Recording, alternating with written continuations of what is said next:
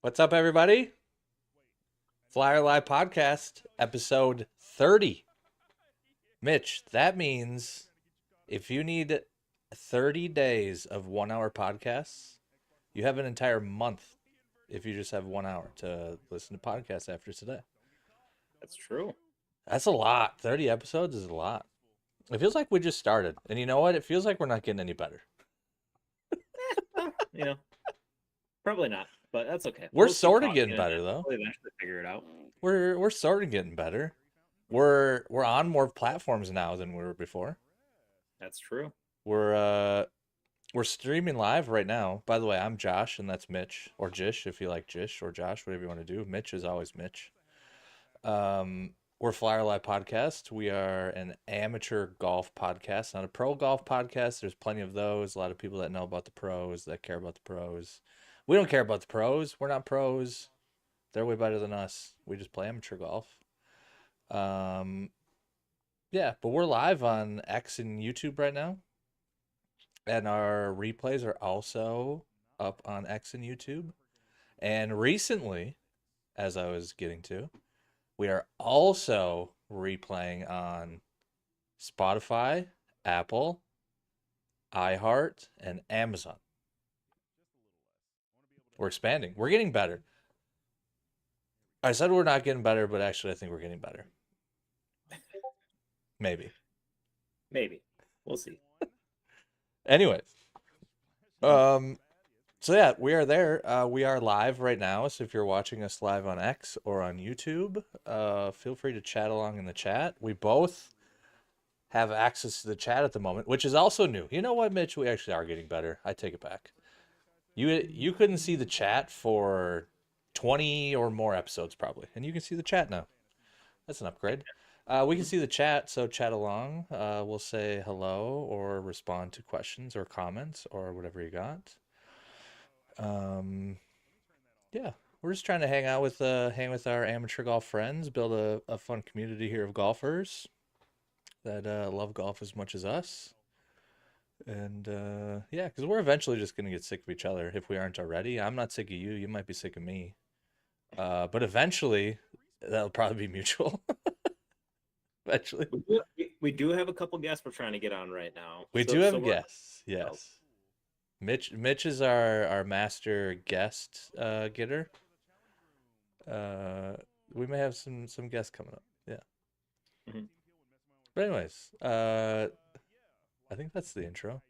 Yeah.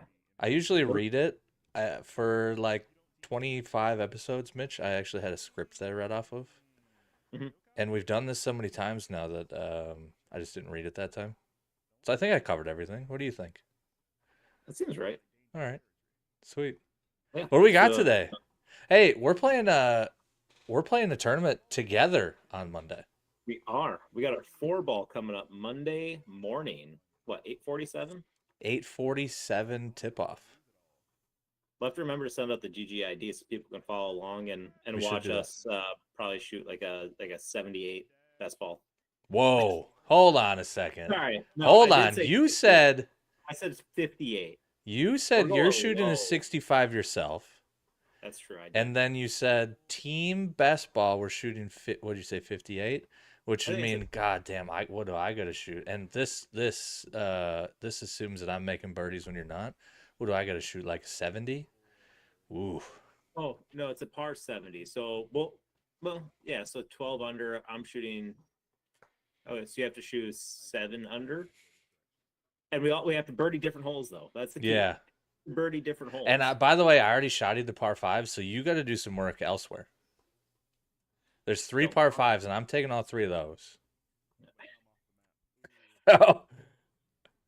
we will figure that out because I've never played this course before. I do not have an opportunity to go play it beforehand, so kind of going in blind. Yeah, it is an But interesting situation. yeah, I think we'll dive more into it as well. But uh, you're going into it blind. I am not, interestingly enough.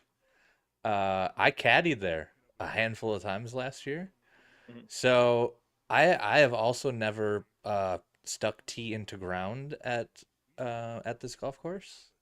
However, I may actually be more prepared to play it than I would be if I had just played it one time because Hmm. I carried the bag around for multiple times and when I was walking around that course, I was walking around it in a strategic fashion, not a I'm just playing golf fashion. So I may actually be more prepared to play it, and I'm also more prepared to help you play it, I think.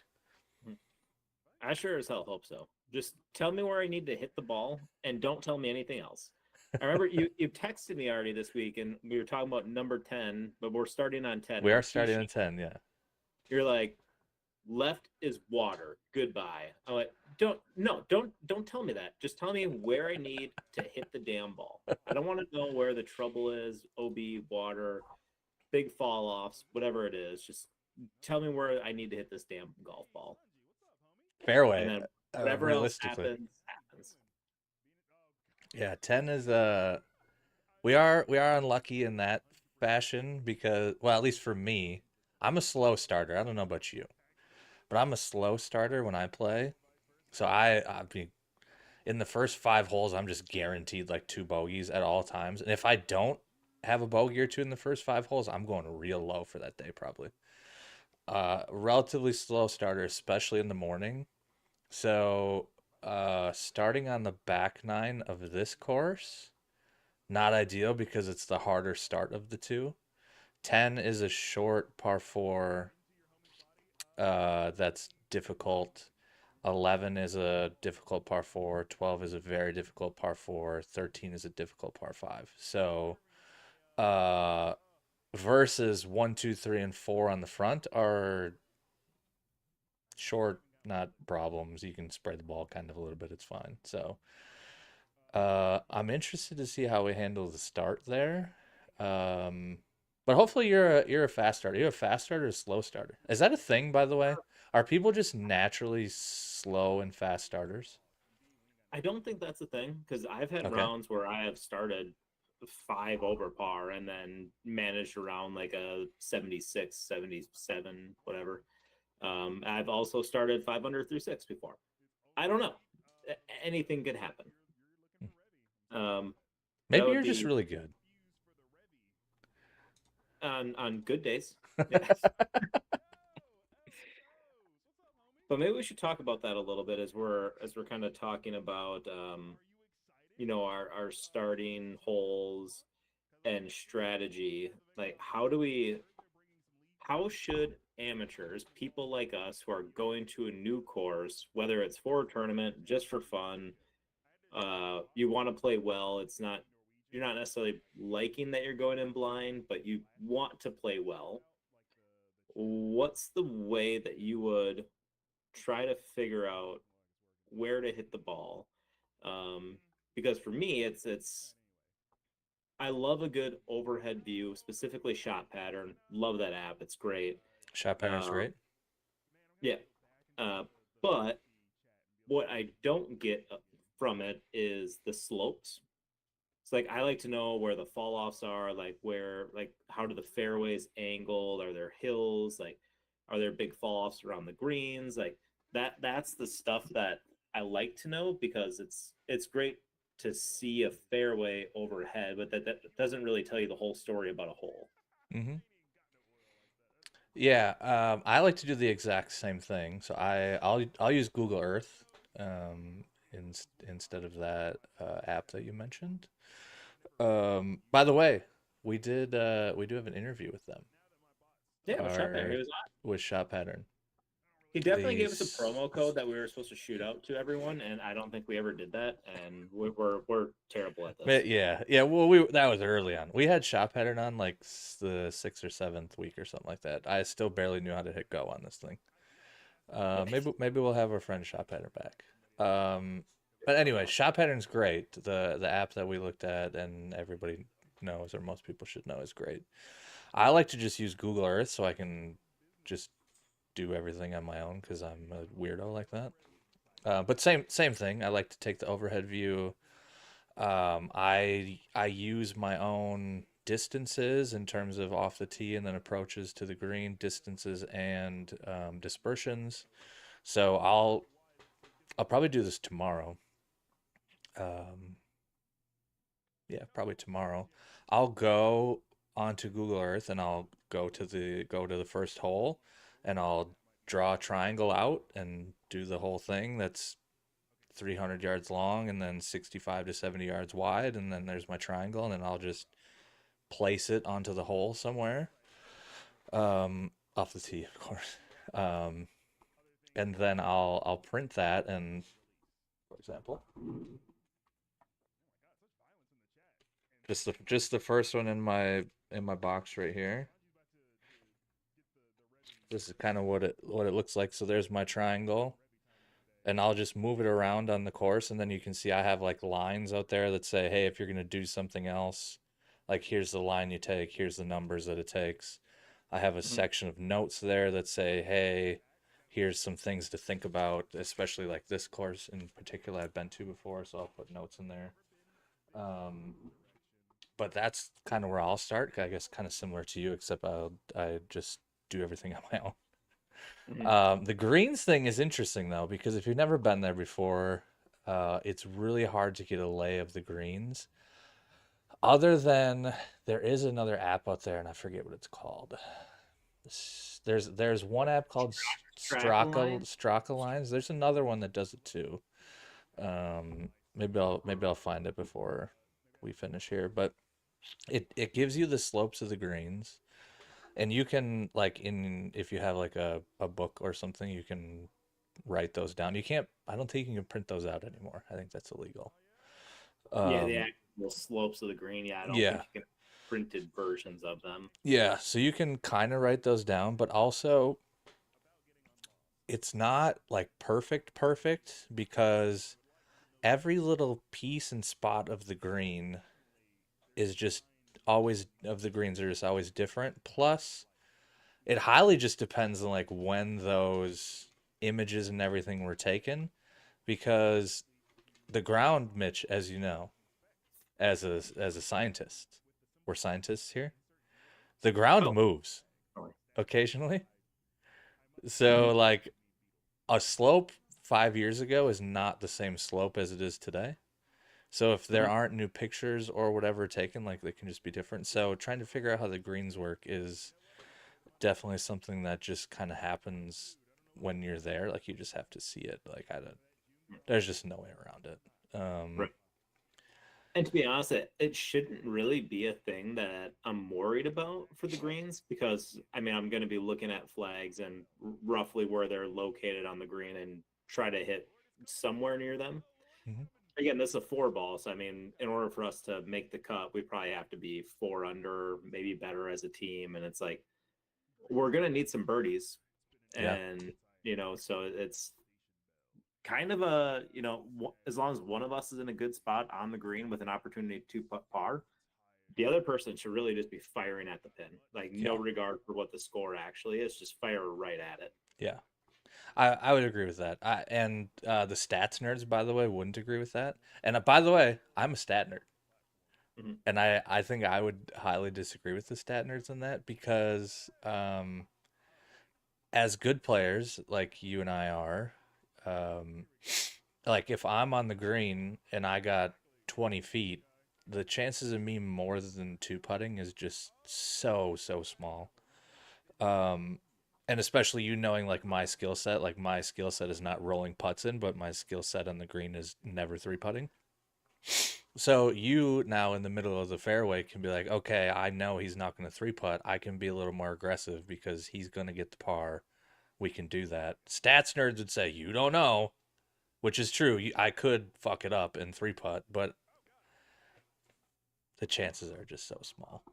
I mean, yeah, there's always the chance that your partner messes up three putts, whatever. But in my opinion, like the odds of you hitting it close and the odds of them three putting are probably similar. It's probably more similar that they three putt than you hit it close.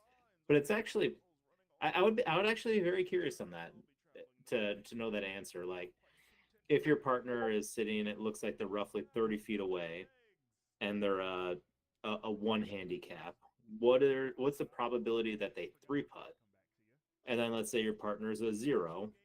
and they're sitting 120 yards out in the fairway, what are the odds that they get it inside of 10 feet? So, like, Yeah. I actually think that those numbers might be pretty close because it's probably like 10% of the time each way. So the stat nerds might be wrong on that because you have to look at all those different probability of outcomes to determine what you want to do. Yep. Yeah, the stats normally just say like, hey, there's just no guarantee that anybody sitting at 20 feet is going to two putt 100% of the time because that's obviously true. So if you can't guarantee that, then you also should never just assume that's going to happen. So you should just play to your numbers as well. Sort of, kind of, but yeah, like you said, it's not taking into account like if you were to adjust your aim point to be a little more aggressive and the worst of the worst is like a short-sighted flopper that is you have no chance with, or you're now just have a little bit better chance to hit a little bit closer. Mm-hmm. Yeah, I think I'm with you that the odds probably just kind of shift a little bit and they probably be a little bit similar. Mm-hmm. I'm guessing. Yeah, I'm guessing too. But yeah, I would just be curious to know what the actual numbers are on that. I could DM Lou, but the last DM he saw and never actually responded to me. So Yeah, I've sent Lou a bunch of messages too, and doesn't respond to me either. So yeah, I mean, I'm sure he's getting like fucking 50 no, he million, gets a million DMs. Yeah. but still, I'm curious, and now I need answers. But anyway, so yeah, so that's one thing when scouting the courses, knowing what the greens are doing is important, but maybe in the format we're playing in, it's a little less important to Yeah. know. Outside of like, what are the big fall offs? Like, is there a steep cliff, right? That's right along. Because I remember a couple years ago, I played Island View, uh, and I know hole 10 off the back right of the green. If you go over the green, it's straight down like 15 feet, like dead down the hill. It's like you can't go down there ever because it's basically a guaranteed bogey from down there. Um, so yeah, like I don't think you can. Those are some of the things that you just need to know, and it's helpful. But Yeah, that maybe it's more of like the miss spots, like around the greens. It's not even on the greens. It's more like, for yeah. example, I'll give you a really good example actually. On the second hole, so it would be our 11th hole. Um, they will on one of the 2 days. I'm 100% sure about this. Will put a pin on the back-ish, left-ish of the green, and if you go 2 inches past where they put that flag, you go back off the green into like a very tight lie, short-sided, nasty nonsense. And like Hmm. that's just like the biggest mistake you could ever make on that hole of all time. But you would never know that if your first time playing that and you're looking at the flag because you can't really see it Hmm. until you walk up to the green and your ball's over the green and you're dead. You don't know that unless you've been there and played it. So yeah, maybe the layouts of the greens themselves not that big of a deal, but the what's around them Hmm. a bigger deal. Right. Yeah. Yeah, I would agree with that. Just knowing where to miss. Like, Yeah. if I miss, where should I be aiming towards? Hmm. I mean, because I do that all the time on my home course because I just know, like, if I aim at, this by like hole one is a par five. And on the approach, especially if you're going forward in two, there's some bunkers that are like 40, 30 yards short of the green on the right side, a little collection of three bunkers. And then there's water down the left. And the uh, green is a little bit elevated that runs down to the water. But you have a big old bailout area directly over the bunkers that's mostly cut down fairway with some rough a little bit further away from the green, but you can just aim right over top of those bunkers. And if you hit a little draw and you make it on the green, awesome. If you fly it directly over those bunkers, you're just in a collection area and you can chip up and it's fine. So I think that's the important stuff to know when scouting a course is just where should I be missing the ball?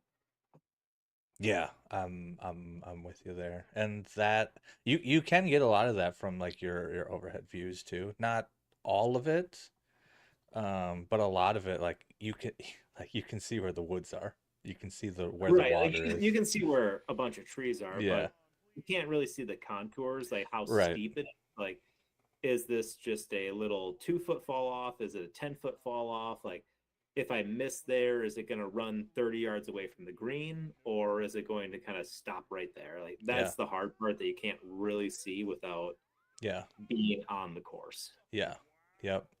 And you and I, talking about our situation specifically, we're gonna be okay there because I've caddied, so Mhm. I've talked people through those, and I know where they are. I've seen them. But if you're for somebody that's never been there themselves and has no caddy to help or no nothing, this course may be a little more challenging than it might be for you and I specifically. But any course really, just because, yeah, Mhm. the overhead view doesn't tell you. Like again, just using number two as an example, that you'll never see that back left issue on an overhead view because it just kind of looks like a fairway behind it. But it's a big it's a big runoff, and you just never Right. know. Like you actually may look at it and be like, oh, we'll have pin sheets before we start, so like we'll see that they'll put the pin there. Somebody might look at that and be like, oh, there's just fairway back there. If I miss long, it's whatever, and then they'll be dead because Mhm. it's dead. So yeah, I don't know if there's a remedy for that. Maybe you have a remedy for how to do that other than just being there, but I don't know. Yeah, I don't know. Like, unless there's some company that makes very detailed books that has that on there. Um, yeah, I guess I don't really either. Have to play it. Yeah. I think Probably, practice rounds are important. If you're playing something like important to you, like you have to just go play the course. yeah, probably should have planned to play this course prior to, but whatever. Nah, It's fine. I got us. I got us. Going blind. Whatever you might learn, I have the information. I mean, Hmm. playing the course is helpful for sure, but I have the information for us, so Hmm. we'll be okay. Good, We will be good, okay. Others will not be. good. That's actually what we need. Yes, we do need that. Yeah. Especially Master Flex, who was trying to get us to bet $1,200 with a side bet of whose team was going to go lower. I saw that. Yeah. Seemed a bit aggressive. It was a bit aggressive for me. Yeah. Yeah. Um, I don't even but know yeah, who that is. Well, I know who that is on Twitter. I don't know like as a person. I don't know who that is. I've never met him. I don't even actually know his real name, so I Yeah, can't same. Yeah. put him on the T sheet. Yeah, I So wouldn't know who to look for on the T-sheet. Yeah. right, He's got a lot of access to a lot of he nice does. country clubs though. I think he's Yeah. a member at Minneapolis, which Yeah, I think is it's Minneapolis Golf Club. very prestigious. Notably, Yeah, one of them. very prestigious golf course. Hmm. Yeah. Yeah. So If you wanna toss down $1,200, I'll support you. no, thank you. I'm good. It's I also nice. don't know how good of a golfer he is, by the way. He's good. I'm guessing he's good. He's right around. Everybody on golf Twitter's good, except for me. Everyone in golf Twitter and everyone in this four ball is good. Like I don't. Yeah. There might be a couple of teams that their team combined handicap is like above a 5, but I don't think it's going to be very many. Yeah. At least What's the cutoff, by the way? Is the cutoff 6 or 7 or something or 8? What is it? Do you remember? the cutoff was I think 14 Oh, it's combined. 14 combined. Oh, Yeah, it was so high. that is really high. Like, I was a little shocked at that. Because our combined is a 3. Hmm. And that the more I realize who we're playing against, the more I feel like that's pretty high. So I'm Oh yeah, surprised that that 14 is the number. yeah. It's our combined is high compared to who's actually going to be competing to win. Yeah, Because that you're going to get a lot of former college players, actual for sure. college players, like like just kids that are really good at golf. Yeah, Like they're gonna go out and somebody's gonna shoot like a 65 for Monday sure. or Tuesday or a 63. Like somebody's going low out there. Yeah, I can guarantee. 100%. Yeah, yeah. I don't know if we have a chance to win it. We probably don't, if we're No, just but I think being we have a honest chance with to each make the other. cut. Yeah, I think we have a good chance to make the cut. I think what an advantage that I love that we will have for sure over many golfers is that we are a more strategic team group of teammates in terms of like That's what we think, but I'm not like my swing is bad, mhm. but I'll outthink you on the golf. I'll outthink anybody on the golf course any day of the week. And I know that you place not as like nerdy as me, but you are a strategic thinker on the golf course as well. As especially in terms of like where my misses are, how do I mitigate my misses, all of that type of stuff. And so we will be able to play smarter than other people. And when you're playing tournament play, and we can get to nerves, this kind of goes into the nerve stuff. When you're playing tournament play, how you play when you're just kind of playing out with your buddies and just kind of flinging it around everywhere. If you don't have a strategy doing that, it's like whatever, it doesn't matter. But if you go into tournament play and all of a sudden nerves come into play and then you also don't have a strategy, you're in trouble. Mhm. There are going to be people that are really, really, really good golfers, plus handicaps that are going to show up to this thing. They'll have no strategy other than I'm a good golfer, so I'm just going to whack my ball, and they're going to shoot in the 80s because they weren't prepared. We're going to be prepared. We're going to there have might that on everybody. there might be a couple of those people, but I promise there's going to be a couple people who are very low handicaps that are going to show up, be like, I've never played it before, don't really care, and they're just No, going to there will go be out. those. Yeah, we They're can't. going to go We shoot yeah, 64. we can't beat. Let's just call a spade a spade. We can't beat the people that are just way more technically and technically sound and more skilled than us. We're just not going to beat them. But there are going to be teams that are better than us. Like if we're a combined three, let's just call us that. There's going to be teams that are zeros or plus ones combined or plus twos, and we'll beat them because we're more prepared than they are. We're Yeah, not. I mean, the two we're playing against, not against, that are in our group, they're two plus threes. They're just better golfers. oh, Like yeah. they're They're just just gonna beat us, but we'll beat people better than us in skill because we'll beat them with our brains. I feel good yeah. about that. All right. Yeah. So to wrap up, this kind of went on a tangent about just our upcoming tournament round a little bit, but I think the main thing when you're getting ready to play a new course is kind of what we talked about is know your tee shot, like your dispersion, where you're aiming off the tee, where you want to hit it, and then know your bailouts. Hmm. I think those are your two main things when you're showing up to a course that you've never played. Know your tee shot, know your bailout. That's it. I 100% agree. If you can do those two things, you can probably go up to any course and find a way to kind of plot around and shoot an okay score. Hmm. I am 100% on board with that. All right. Well, should we dive into nerves and stress? Because I think this was a little bit of a hot button topic this past week. Because I know John Sherman talked about it. I think Hmm. I had said something about it. That Studios guy said something about it. I think even Tour Golf sent something out about it as well. So it seems like a little bit of a hot button topic. Yeah. And it will be especially for me. Again, we're just talking about our round coming up on Monday. Um, it's gonna be new nerves for me. I'm not used to playing with people that are worse than me, Mitch. Or sorry, that are better than me. I'm used to playing with people that are worse than me. It's gonna be new nerves for me. I feel like I have to like hold up my end of the bargain here coming up because you're very good. See, but I think now you might be putting a little too much stress on yourself too. See that's where the stress and the pressure's coming up. Yeah. So maybe we should talk about that first then when thinking about, first tee jitters. Yeah, that's the start, right? For sure. Yeah, I mean first tee jitters are a very real thing, or even when you're getting close to closing out a round, like you're gonna be nervous. Dude, I played my doubles match yesterday morning at my club, just normal regular match. I had a putt. I had a two putt hole, the 19th hole, to win the match. I kid you not. I was 20 feet away. I must have hit one of these putts on hole one's green 50 times already. Like this exact same putt.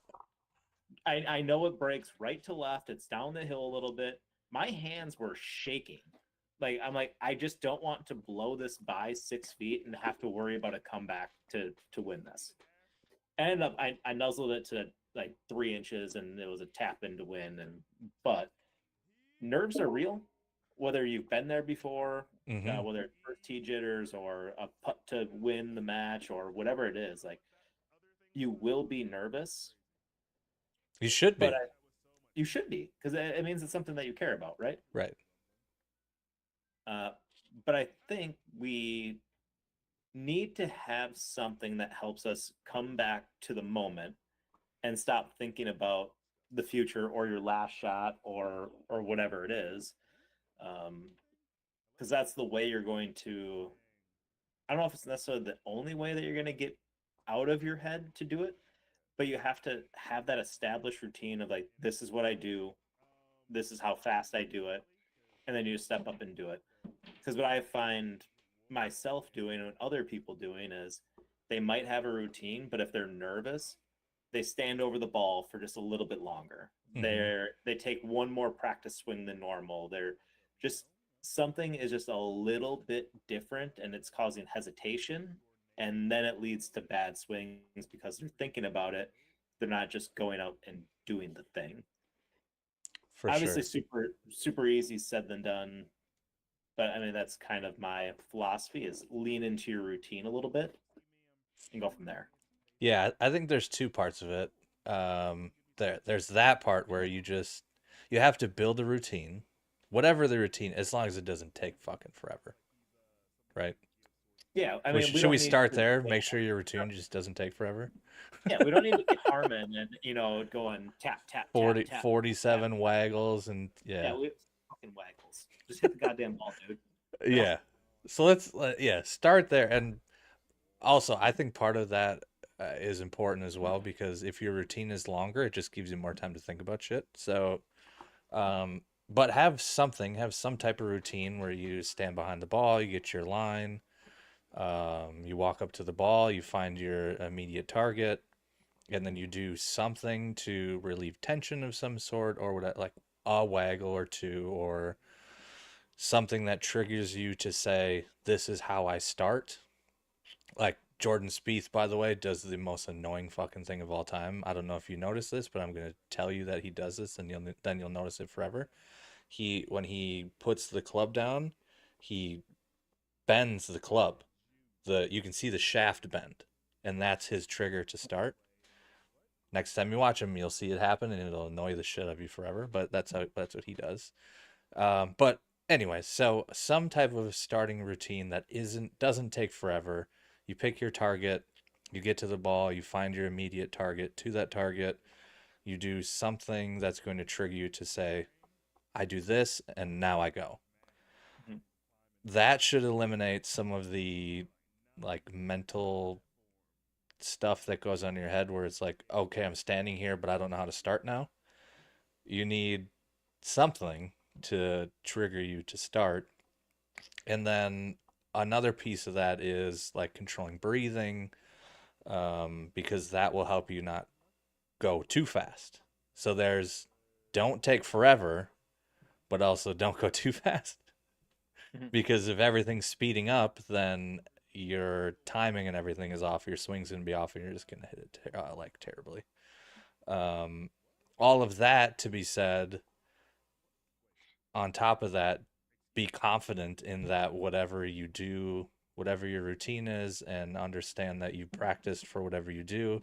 As soon as you start, like be confident that once you get up there, just hit the ball. Like you're good at golf.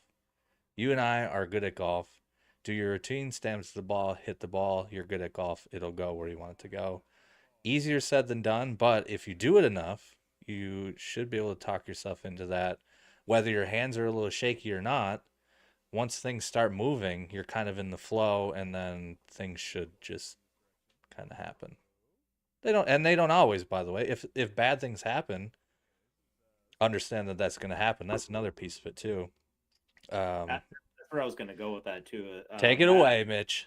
I've listened to the Mental Golf Show a lot, and one thing that he tries to hammer home is that you need to be accepting of bad shots. You need to Hmm. be able to walk up to your ball.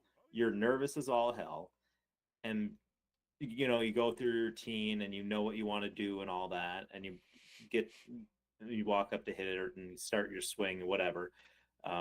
But in the back of your mind, you also need to know that I could hit this really bad, but you need to tell yourself that it's going to be okay.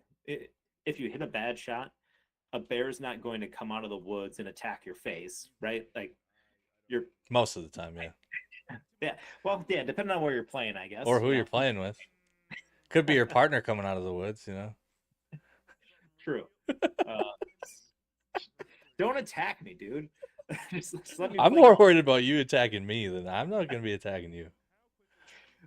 But anyway, you just need to be accepting of bad shots. They're going to happen. You need to allow yourself to hit a bad shot and just be like, okay, I'm gonna go hit my next ball. I'm gonna go hit it again. And I've done it before where I think I tell myself out loud, and I think it's kind of built up this I don't want to necessarily call it a callus, but for lack of a better term, we'll call it a callus for my approach shots. I haven't figured it out for my driver and my tee shots yet, but for my approach shots, if I miss a green and it's like just off or it's kind of in like a not so great spot or whatever, like I just have a habit of walking up and be like, I can chip that in. Like the crazy thing is I have chipped in enough of them to where I'm like, I could You probably chip believe that you in. Like, can, yeah. yeah, like, and it's almost becoming like that little self belief of, oh, I hit a bad shot, but I can still make this one. Like the last shot didn't go the way I wanted, but I'm still good enough that I can hit this shot really good and make up for whatever that was, right? And I have done it. Like I literally did it in a match last Saturday.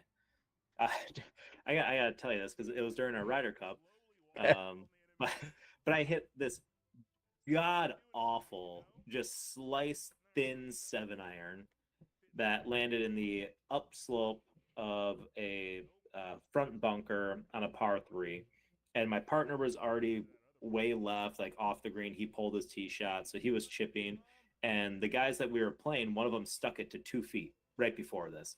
So I'm in a horrible spot. I get up there though, and I'm like, yeah, it's a really crappy lie. Like I have a big angle. I'm gonna be like leaning backwards to hit this ball. Like if I get it on the green, like there's a really good chance this ball goes in the hole. I'm like, it's gonna break a little to the left, and then it's just gonna roll out like a putt. That's exactly what happened, and I drained it. I'm like, all right. There we go. So like stuff like that. Like you do it often enough and you tell yourself enough times that you can do it. It just again, you build that callus of I hit a bad shot. It's okay. I can go hit a good one now. Again, still haven't figured out for my T-ball. I will at some point, maybe, probably, hopefully, at some point in my life. We'll see. But yeah, for my approach shots, that's just something I just now realized I've built a habit of doing, but I think it's helped a lot. Yeah.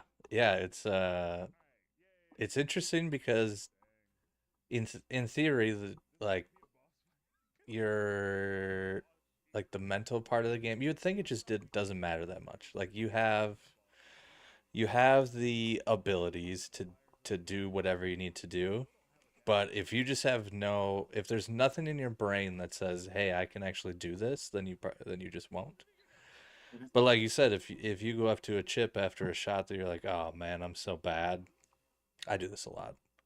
Hit a shot, it's bad. Walk up to the shot, I'm like, I'm so fucking bad. Like this is an easy bogey now. It's just then you just make a bogey.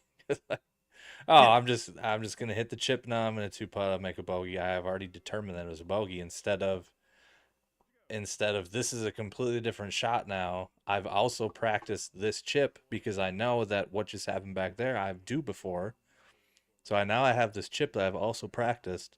That shot doesn't matter because this one's a different one that I've also done well before. So now if you're telling yourself like you do, I can figure this out, and if I put it close, now I have my par, and I was gonna make a par anyway, probably. Yeah. Instead of what I love to do, hit it, goes right, short, weak right, and I'm like, oh shit, I suck now. And then I get to the ball, I'm like, this is a bogey. And then I make a bogey and move on. Instead of let me grind over this chip and make a par. Mhm.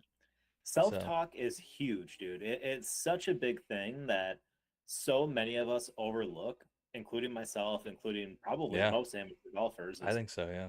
we say that stuff to ourselves all the time. Like, I'm so fucking bad. Like, I'm terrible at this game. Like, that was such a terrible shot. Like, and then you're just kind of thinking about how bad the shot was, and it's like, dude, you have to go hit your next one. Like Yeah, you know you've hit that shot before too, right? Like, you can do this, and giving yourself that leeway of knowing that when you hit a bad shot, you can still go hit another good shot. I think that helps to relieve some of the stress, first tee jitters, all of that, for sure. because it opens up your mind to being like, it doesn't matter if I hit this shot bad, right? Like, if I do, I do, but I'm still gonna try to hit a good one. Yeah, hit a bad shot, then go hit a good shot. Yeah, Like, I do right? think a lot of stress and nerves, other than the literal first tee, a lot of that just boils down to what you did prior to that. Mhm. So a stressful putt boils down to some of the stress in a stressful putt boils down to the shot that you just hit prior, where it's you got a 20 footer and you just chipped it to 20 feet. You're standing there like, God damn it, I wish I would have hit it to 10 feet or something like that. So now, not only is that putt difficult, but your brain is now saying, I should have been closer. I need to make this, or something along those lines. But yeah, it's a weird thing, and it's again, as we said, it's easier said than done to just walk up to that and be like, it doesn't matter what happened there. I'm good at this. I can do this. It's uh-oh. Right. Dan Yeah. Winters says next shot isn't about perfect, just a solid shot. Yes, Yeah. I would agree with that. Mhm. Nobody's perfect. Yeah. And I don't know if hopefully I didn't say perfect shot, but like just about hitting a good shot. Like, you're capable of hitting a good shot. Um, yeah. I mean, first tee jitters are a different thing. I don't know about you, but I can guarantee you on Monday, I will be nervous for the first three holes. And Yeah, then after a that, hundred I will percent. probably settle in. Yeah, 100%. I'll Yeah, probably make birdies to open up, not going to lie. But I will be nervous as hell the entire time. yeah. That's what I was saying when we started. Like this little segment is, it's definitely gonna be different for me. Again, because I'm not used to being I'm gonna be by far the worst golfer in the group of four. Um, so there's an it's a different kind of pressure on me knowing that I have to play a little bit better for our team than I would otherwise normally need to because I have to try and keep up with people that are better than me. Normally I don't have to do that. And especially when you're playing by yourself, there isn't that piece of that. Um, so there's gonna be that way on me a little bit. So that'll be interesting on how much that actually affects me. And also just I don't start good ever. Um, so if I get off to a couple bogeys right away, the mental fortitude of Jish is going to be an interesting one to figure out as we go. it, it'll be fine. It will It be may fine. It will be fine either way. like I think you just have to um, just start thinking about it now, just accepting that I'm going to be nervous on the first tee, Oh, for but sure. I can still hit a good tee shot. And that was one of the points I was trying to get across in my post earlier this week, after I saw John Sherman's post and all that, is you do have to put yourself in the situation more where you're nervous and then still execute, For sure. because your brain is going to link those things constantly of, okay, I'm nervous, and then you hit a good shot, and then it's like, okay, I can do this. But you have to be careful because it can also do the opposite. If you're like, oh no, I'm nervous, and then, oh shit, what the fuck did I just do? I just snap hook this OB. Like, it can start linking those bad feelings together too. So when you start feeling nervous, you know you're going to hit a bad shot. Because I've seen that happen to people before where they just kind of crumble under the pressure Mm-hmm. because they're nervous, and then they start associating the bad things rather than the good things. Um, Again, I just want to use my personal anecdotes because it's all I know. Right. But, again, in my uh, match yesterday on 18, I was nervous. I'm like, I think if we birdie this hole, like, we can win it on 18 and be done. I pulled my tee shot way left. Thankfully, it stayed in the rough and didn't go in the hazard. But then I flared a 7-iron out of the rough into the rough on the other side of the fairway, and then I hit it just over, and I ended up making bogey. Thankfully, my partner made a par to tie it. But then I had to go back to hole one and pull up my driver again while I'm nervous, knowing that we probably need to make birdie to win this hole. Um, but I still had to go up nervous and hit a good tee shot, and I did. I striped it like right up the left side of the fairway, had 220 in on a par five, and then I hit that shot to 20 feet, which is a different thing. But like, that feeling of being nervous is okay as long as you allow your brain to link it to good shots, and that takes practice. It It takes a does, lot yeah. of practice to do that, and a lot of you know moments in your life. But again, I think I, I'm trying to figure out how I want to say it and how you practice it, because again, your brain is going to automatically link things whether you do it or not. So there's got to be some tools that you have to make sure that you're linking the right things together. So when you're nervous, you can still hit good shots. Yeah, for sure. And I mean, a lot of it just takes doing it. So that's what everybody that plays tournament golf, or I mean, it doesn't even have to be golf. It should be anything, literally anything that makes you nervous. But um, the more you just do something, the easier that something gets over time, and it never will go away Mhm. for anything. So like you can ask Scotty Scheffler, he'll say it. I'm pretty sure he said it like very recently. He still goes to the first tee and gets a little bit nervous when he plays. Like that's Yeah. just normal. But he's done it so many times that um, it's just an easier thing to. You're used to it, so you know how to perform when that feeling is happening. And then like yeah, like you said, he I'm sure he has some way to connect that feeling to things that help him succeed. But you don't know what that is until you do it. So Mhm. everybody says just you have to just play tournaments to figure that out. And then of course, Mitch, the people that don't play tournaments are like, oh, it just doesn't matter. It's just Yeah. golf. It's just golf. We're just playing for fun. It's like, yeah, it is just golf, but there's something about competition. I don't know what it is.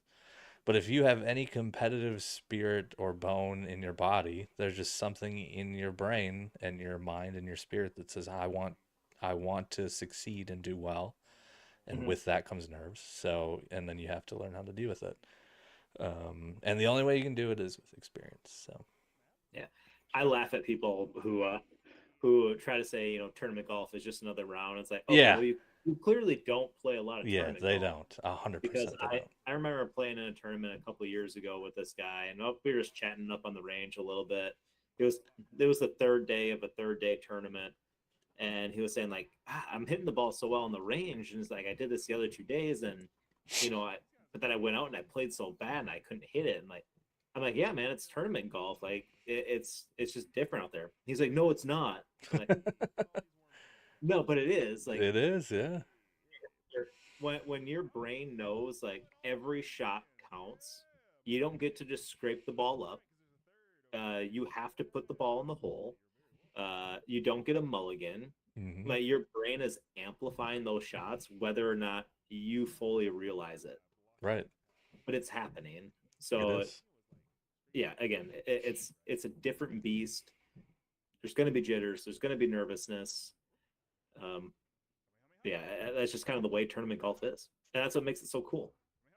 Oh, 100%, 100%. Yeah. And it doesn't even have to be golf either, by the way. We're talking about golf and we're a golf podcast, but that's the way it is with anything. If you care about something, like that'll be the same no matter what. If you don't get nervous about anything, that's crazy to me. That means if you never get nervous when you're doing something, it means that you stay inside your comfort zone all the time. That you're never Right. putting yourself out there to be embarrassed, to mess up publicly, or even privately with just around a couple of people. But if you're never putting yourself in those situations, you're never growing as a person. For And like, sure. yeah, we're talking about tournament golf. So in order to get better at golf, put yourself in situations where you're very uncomfortable and see where your golf game stands, because that's how you'll know how good you are and how good you can be. Um, and just like anything else in life, if you're really nervous about public speaking, uh, go out and find ways to public speak more, whether Start a that's podcast about amateur golf. yeah, in front of people, not directly. I kind of just feel like I'm just talking to you, but it is we are still talking to our audience too. But it Yeah. is kind of that way. You can go, you get together with what are some of those local groups called? It's like those professional groups, and they work on public speaking and all this Oh sort of yeah, yeah. stuff. Yeah, you know what I'm talking about. Um, but yeah, like go join one of those groups and talk in front of people, and you get more comfortable over time by doing it over and over and over and over. For sure. It doesn't mean you're not nervous before a presentation for your job, but you know that you can still deliver the impact that you want from that message in front of everyone. Just like you do in a golf tournament, you're nervous, but you still go out and perform, and you know you can do it. For But you sure. grow over time and you get better. For sure. For sure. Yep. 100%. Um. Yeah. Well said. I got nothing to put on top of that. I do have a question for you Sure. though. Hole number 10 at Oak Ridge on Monday. Mm-hmm. You have nerves. I have nerves. What hole number 10 is a interesting hole for us because you can hit driver or you can hit 5 iron off the tee. Are you uh are you mentally feeling better if you walk up to a tee and you get to put an iron in your hand, or are you feeling better if you have to put driver in your hand? Give me the biggest club face in my bag. Yes. Yeah. I'm with you. Yeah.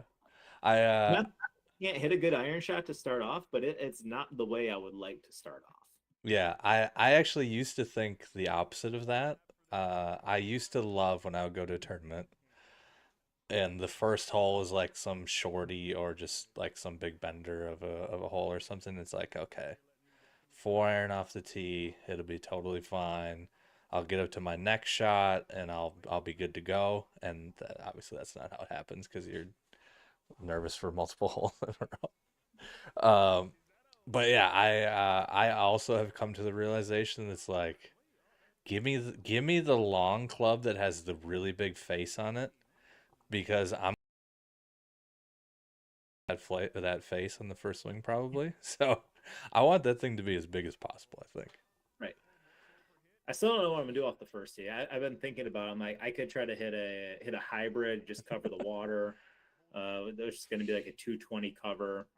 So you got to carry it like what 230, 240. Hit driver and just hammer it, go for the green because you can cut that corner a lot.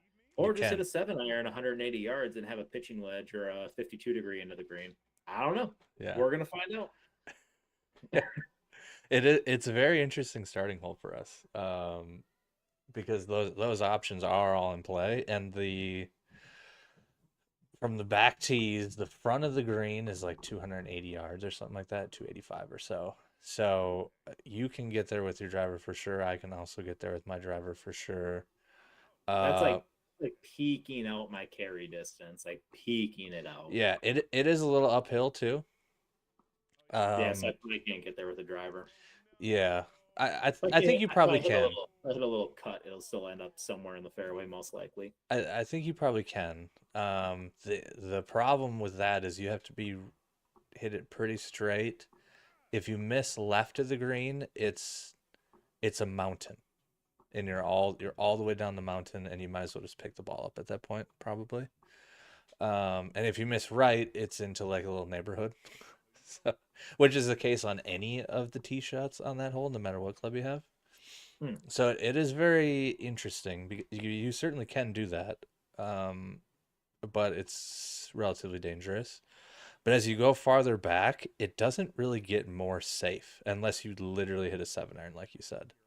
Because once you start going backwards, the the left miss turns from mountain to water, and the right miss is still like into the trees of the neighborhood. And it just kind of does that the whole way back. It's very interesting. Um, I haven't decided what I'm doing with that hole yet either. I'm probably not touching the driver. Uh, Huh. We'll figure it out. we will figure it out. But It's I not. think It's we'll. probably not good to not know what you're gonna do on the first hole of a tournament 3 days before you play. No, I think it's perfectly acceptable. It's all about vibes, dude. So sometimes the tee shot is just about vibes. What are you Okay, feeling? you're just gonna walk up to the first tee and see what you're feeling then. Straight vibing. Yep. Okay, I like it. I had to do that in the Ryder Cup. My partner, like I had a driver in my hands on a hole, and my partner flared one into the hazard on the right, went back, slammed the driver into the bag, grabbed the 4-iron, and walked up to the tee. I'm like, yep, hit this ball up the fairway. Love it. Love it. So that's how we're rolling. We're rolling straight vibes, Okay, aiming at I flag, love it. straight vibes, no first tee jitters. I love it. There will definitely be first tee jitters, but I like the vibes. Perfect. All right. On that note, I think we've talked enough tonight. Thanks everyone for hanging out with us. We appreciate it. Make sure you like, subscribe, share. Go to our YouTube channel and follow us there. Even if you don't listen and you just want to listen on X, that's fine. We're just trying to reach 1,000 followers on YouTube by the end of the year. So you can help us out by doing that.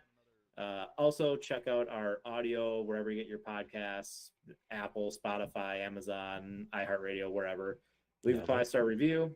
We appreciate it. We're just trying to build this community of amateur golfers and talk more golf, talk more tournaments. We got plenty of them coming up here. I We know do. I'm busy all month, and I know me and Josh, we got one on Monday. So Yeah. we'll see how it goes. But I think that's all we got for tonight. Yeah, and hopefully next Thursday, by the way, we're back next Thursday as we are every Thursday, 8 p.m. Central Normal Time. Hopefully next Thursday we'll have some good news about our event that we talked about today. So we have Absolutely. Monday. Monday is one of potentially 2 days. Yep. So we'll have Gotta make Monday, and then hopefully we're gonna also play Wednesday. So we may have a lot to talk about. Hopefully. Hopefully. But until well, then, I guess everybody will find out next Thursday, 8 p.m. Central Normal Time.